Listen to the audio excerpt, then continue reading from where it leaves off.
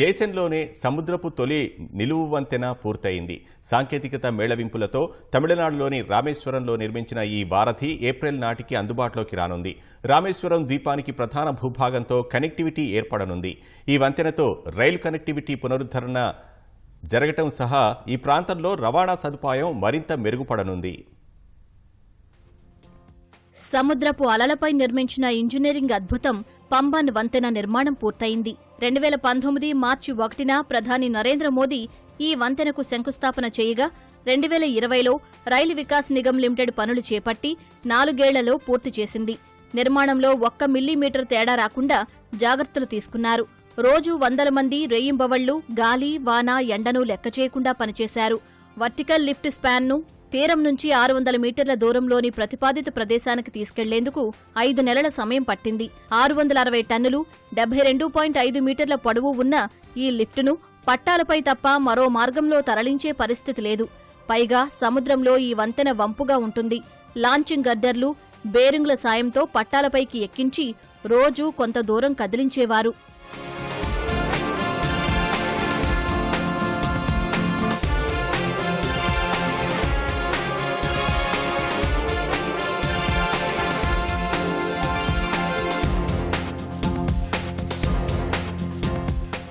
సముద్రంలో 2.08 కిలోమీటర్లు పొడవు ఉండే పంబన్ వంతెన దిగువన ఓడల రాకపోకలకు వీలుగా కీలకమైన వర్టికల్ లిఫ్టు ఉంటుంది.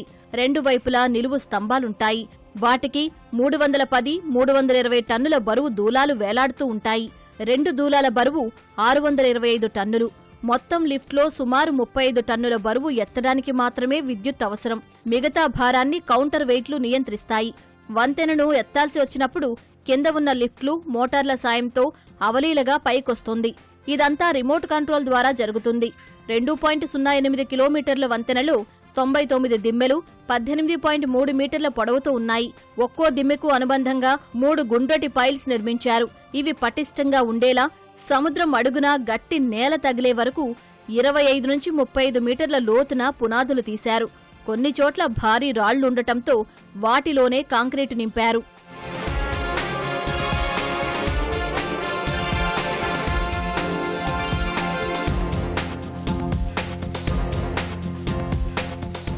ప్రపంచంలోనే ఎక్కువగా తుప్పుపట్టే రెండో ప్రాంతంగా పంబన్ తీరానికి పేరుంది.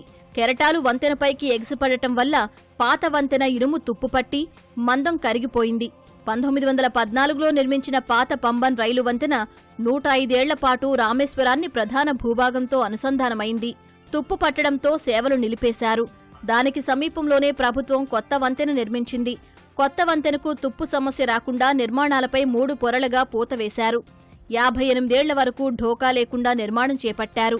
చిన్న చిన్న మరమ్మతులతో 100 ఏళ్ల వరకు ఇబ్బంది ఉండదని అంచనా. సముద్రంలోని దిమ్మెలు పాడుకాకుండా చుట్టూ ఐరన్ చట్రాలతో కాంక్రీట్ వేశారు. ట్రాక్ పక్కన నడిచే దారుల్లో ఉప్పు చేరకుండా స్టెయిన్లెస్ స్టీల్తో పాటు ఫైబర్ రీఇన్ఫోర్స్డ్ ప్లాస్టిక్ వాడారు. ఒక్క బోల్టు వాడకుండా వెల్డింగ్తో నిలువు వంతెన నిర్మాణం చేపట్టారు.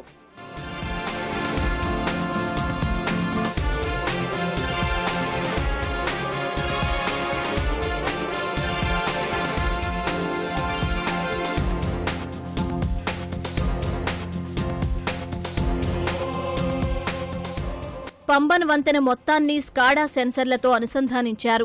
గంటకు 58 కిలోమీటర్ల వేగానికి మించి గాలులు వీస్తే సెన్సార్లు వాటంతట అవే ఈ మార్గాన్ని ఆపేస్తాయి. గాలి వేగాన్ని కొలిచేందుకు దిమ్మెలు, టవర్లపై యంత్రాలు ఏర్పాటు చేశారు. దిమ్మెల్లోని గదుల్లో దేశ విదేశాల నుంచి తెప్పించిన భారీ మోటార్లు, చట్రాలు ఉన్నాయి. జాలర్ల పడవలు, బార్జ్ పడవలు, నౌకాదళం, ఓడరేవుల నుంచి వచ్చే ఓడలు వంతెనను దాటాల్సొచ్చినప్పుడు సిబ్బంది దిమ్మెలపైనున్న గదుల్లోకి వెళ్లి రిమోట్ ద్వారా వంతెనను లిఫ్ట్ చేస్తారు. వర్టికల్ బ్రిడ్జ్ సాంకేతికతను స్పెయిన్ నుంచి తీసుకున్నారు. కొత్త వంతెనపై దక్షిణ మధ్య రైల్వే ఇటీవలే భద్రతా రిహార్సల్స్ విజయవంతంగా నిర్వహించింది.